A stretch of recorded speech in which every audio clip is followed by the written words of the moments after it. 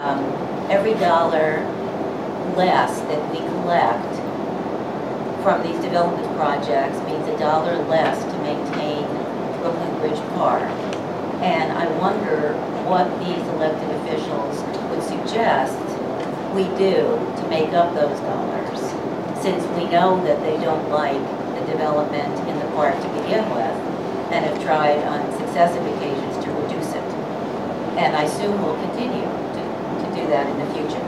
So I don't understand what our elected officials are doing here, and I would like an explanation from them.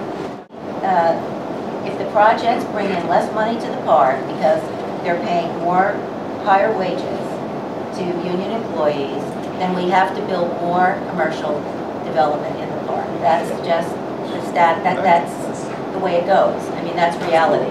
So I want to understand why these elected officials continue to want it both ways. What I have consistently proposed on all development site RFPs that have gone out as part of the park is that there be language that is written into the RFP at the get-go. The responses would then they would create a baseline that all the responses to the RFP would factor into their calculations the fact that it would be a prevailing wage job. This is more of an issue about the fact that this is a public benefit. This is a site that is in a public park. It is going to fetch on the higher end rents than what is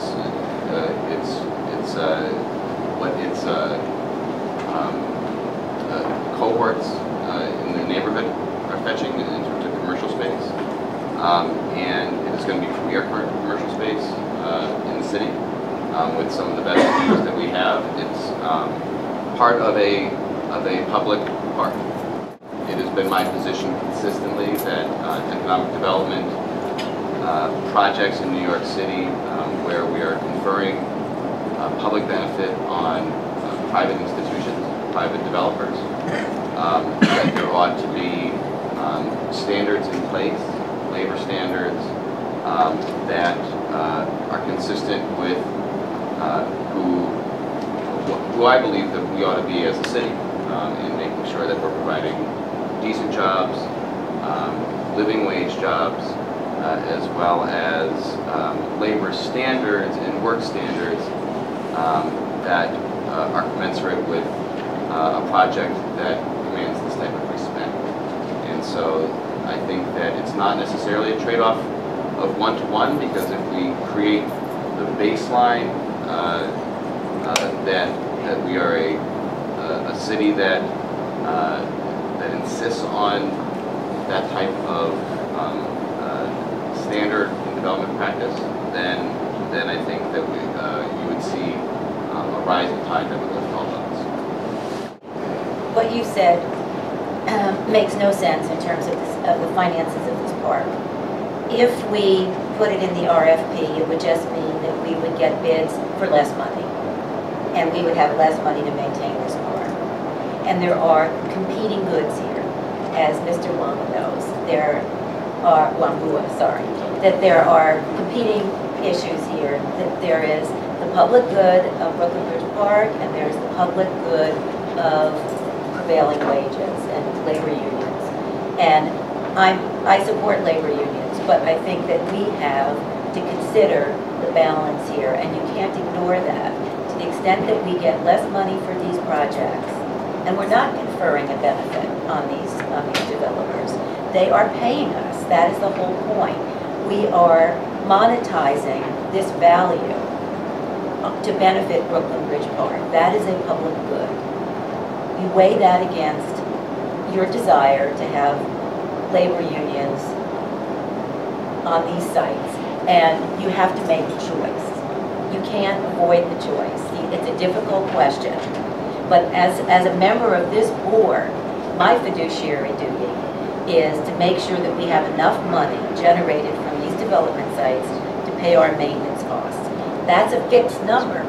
So if you get less money from these sites, as you described, because you put it in the RFP. Less money means less money to cover a fixed budget. There is no way around that, Steve.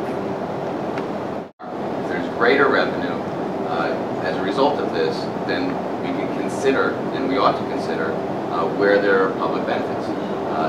Would you support housing on Pier 6 when it comes to that? Are you going to tell us you don't want to build housing on Pier 6? I think, Joanne, I've taken a position consistently for a long time about housing in the park, but I do believe that we ought to look at the picture down the line, the economic picture of where we are in terms of our revenue. But I think that as a result of this project, we are bringing in greater revenue than we anticipated. I think that this is a fabulous proposal and a project, and I'm very glad to see that the Empire Stores is going to be converted after 35 and a half years, and that there is going to be greater revenue than we anticipated. But if we had put in the RFP as you wanted, a requirement that union labor be used, we would not be getting greater revenue. Because we know from the John Street site what the differentials are. I would say that that's an unknown that you create again. I mean, it is. We don't have to get into a back and forth here, but.